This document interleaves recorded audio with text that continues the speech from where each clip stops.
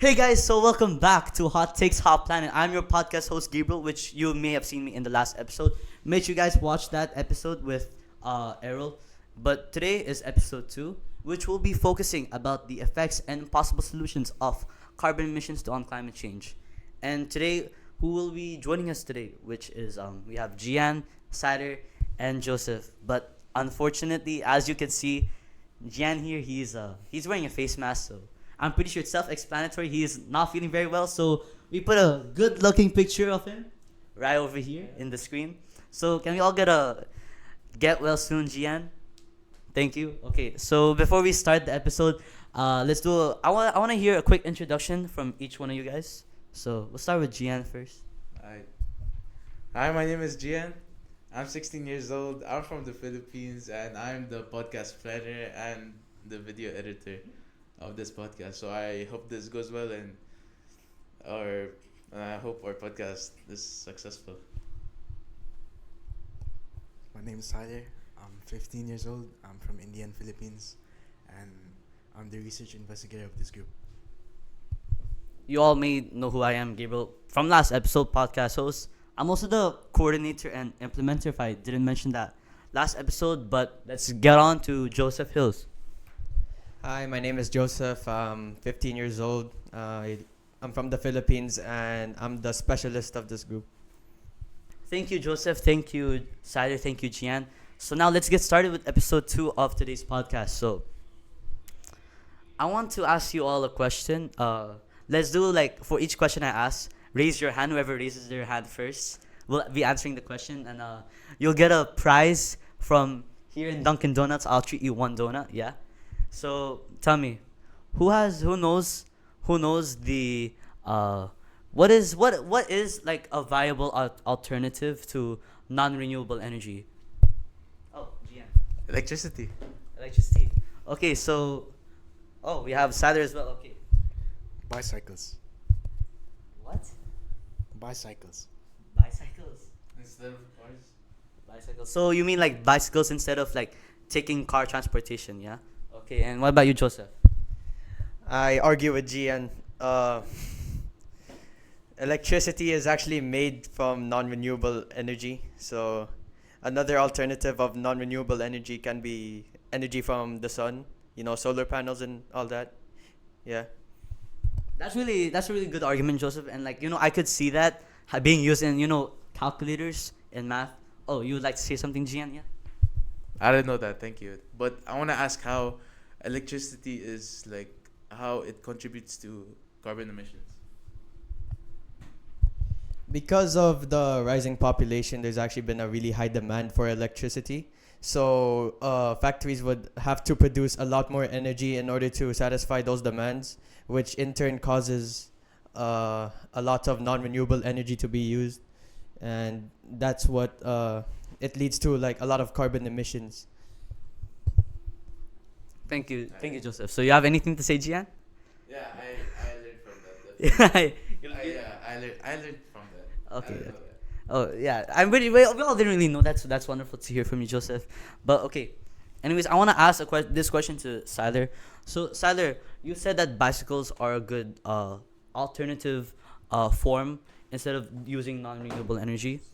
But can you tell me, if there's non-renewable energy, what is the opposite of non-renewable energy? Renewable energy. Now tell me, what is the definition of renewable energy? And sorry, I started. Now tell me, what is the definition of Oh my days. Now tell me, what is the definition of renewable energy? Renewable energy is Like, again. renewable energy is renewable energy is energy that can be renewed. So like it's basically energy that can be recycled, reused, and like used for other purposes. So it's basically like it won't run out. Am I right? Yes. Yeah, you're right. Okay. Thank you, Salah, for giving me the definition of what renewable energy is. Like, I'm pretty sure it's clear that the opposite of non-renewable energy is renewable energy, but it's a good like how I could say, like, a good understanding of what you know about what renewable energy is. However, I'd like to like discuss with you guys like how could renewable energy? How could this be a viable alternative to non-renewable energy? Like you said, like we were discussing earlier, like it could be bicycles, it could be like you said electricity, and like you said solar energy, yeah, solar energy, yeah. But like, who could tell me like what how could renewable energy be like a really like viable alternative? So with the use of non-renewable energy, and fuck, so with the use of renewable energy, it progressively allows the planet to get better. But as for the use of non-renewable energy, with every use, it like progressively damages our planet because like of the carbon emissions, the climate change, I can agree. how much like it pollutes our planet, and yeah, basically. Thank you, Tyler. Any like other thoughts on how it could be a viable alternative? Yeah, I think we're good. You think you did? You think? Okay. Now, like, so you gave me the how you gave me the reason why.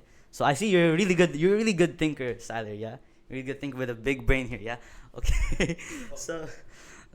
Okay. So let's go back to what the main topic of today's episode is, which we'll start with the first half of it, which is what is the main effects of carbon emissions on climate change. And I think Joseph has a answer to this. Yep. Alright, so in Dubai, there has actually been one degree Celsius increase from 2013 to 2023, mainly due to the use of non-renewable energy. And I actually have a problem with this as I am an athlete myself, so I usually go out to play sports and all that. And whenever I go out in the summer, it can get like annoyingly hot, and it'll actually cause like a lot of athletes to get heat strokes and all that. Yeah, and in school we have second break. We have second breaks. Yeah, and we go out during second breaks, and once we're out of the winter season, it can get really hot. So a lot of people cannot really enjoy this. Cannot really enjoy second break. Yeah. You think you Joseph? I think like I'm pretty sure we've all experienced this because like we're all in the same school. Like I think what the school does during like especially the summer seasons is that they like how do I put this? They completely remove second break. Yeah, they completely remove second break. So like how would you say it? So like in the summer when temperatures increase, our school like they temporarily remove second break for the idea that like to prevent heat strokes and like because of the temperature increase Yeah, it's and climate change, like it's bad to us.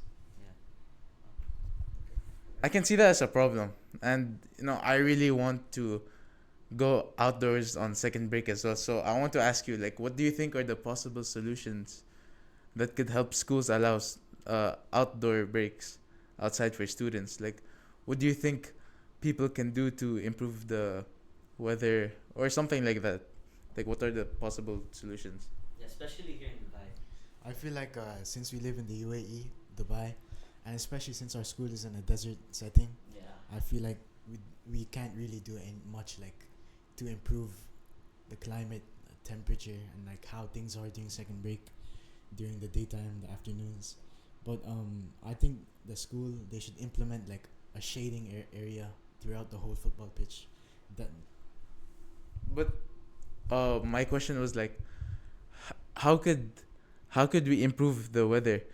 Not directly improve the weather, but how could we stop the weather from becoming more? How can you stop the temperature from increasing more? You know?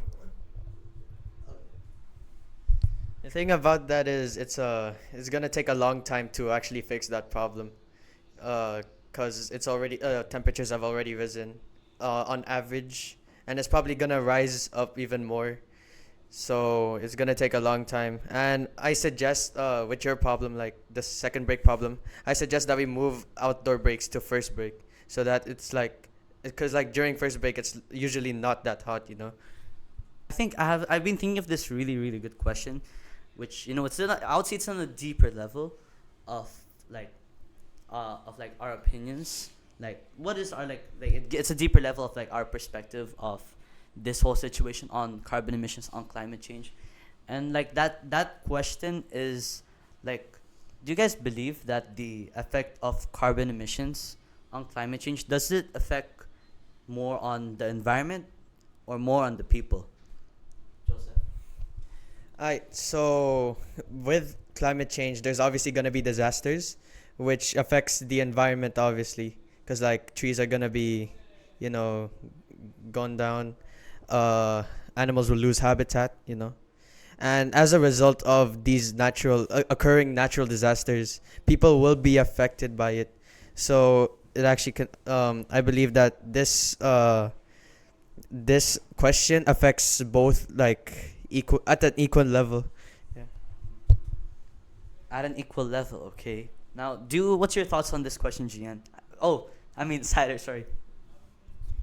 My thoughts on this question is that I feel like it would harm the environment more, and as a result of that, us humans would like, it's like something that works in together. Like, if something happens to the environment, of course something's gonna happen to us. So like, it's counteractive. So like, Oh, yeah. yeah. That's a great point. But Gabriel, since you keep on asking us questions, I want to ask you about your thoughts on the environment and the people. What do you think is more affected, or like, you know? So, okay, I'll finally answer that question. I think this could be like one of my first answer question in this whole podcast. But I believe that people get more affected from carbon emissions. It's carbon emissions, no?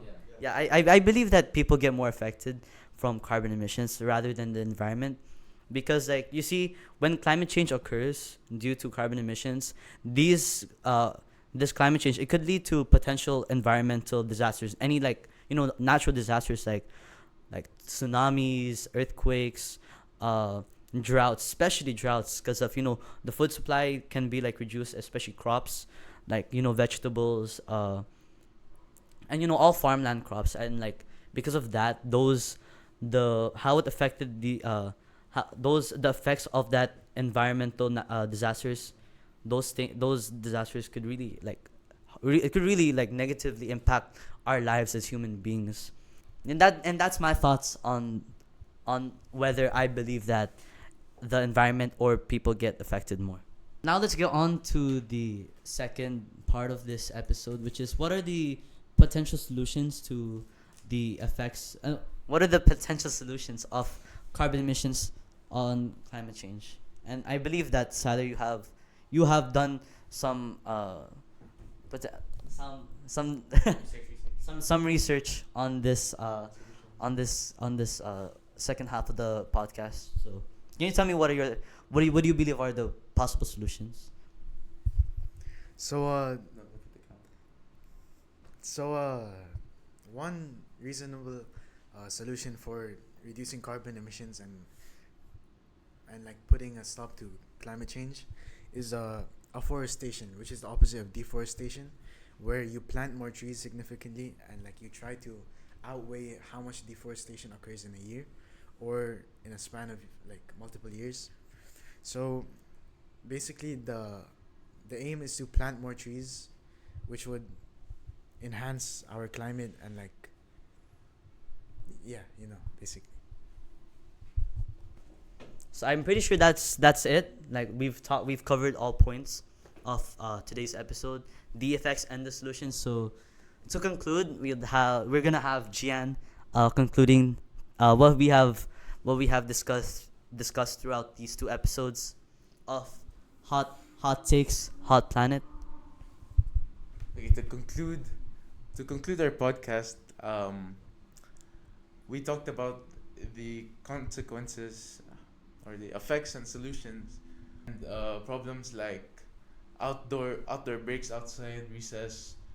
We feel like it's a problem here in countries like UAE because it gets really hot in months like May, June, July. Although we don't have school in July. So